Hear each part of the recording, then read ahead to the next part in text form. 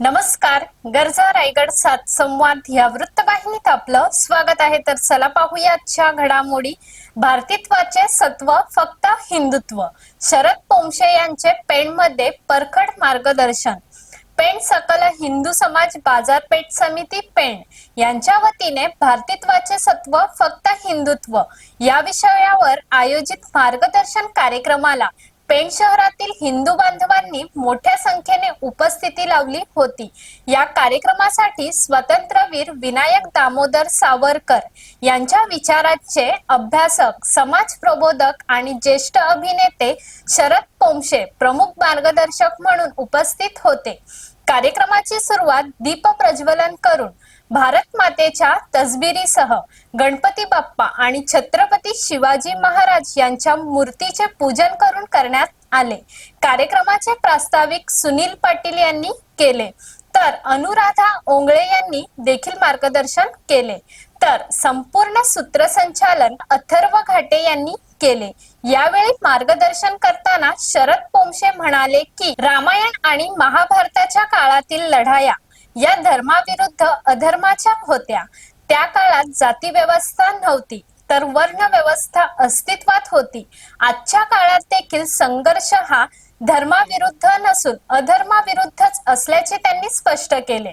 दुर्दैवाने अधर्माच्या प्रवृत्तीमध्ये मोठ्या प्रमाणावर काही समाज घटक सहभागी असल्याचे चित्र दिसत असल्याने त्या विरोधात लढावे लागत असल्याचे त्यांनी नमूद केले. हिंदू म्हणजे ही म्हणजे वाईट गोष्टी दूर ठेवणारा असा तो हिंदू, अशी हिंदुत्वाची व्याख्या करताना त्यांनी माजी राष्ट्रपती APJ अब्दुल कलाम यांचे उदाहरण दिले.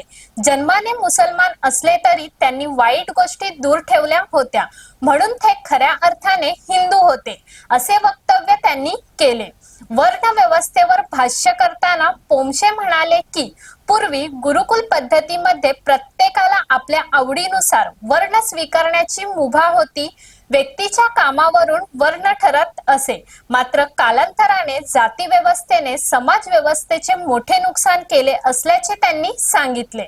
दहीहंडी उत्सवावर भाष्य करताना त्यांनी सांगितले की भगवान श्रीकृष्ण फक्त 8 वर्ष गोकुळात राहिले आणि त्या काळात 1-2 थर लावून दही दुधाच्या चोऱ्या होत असत.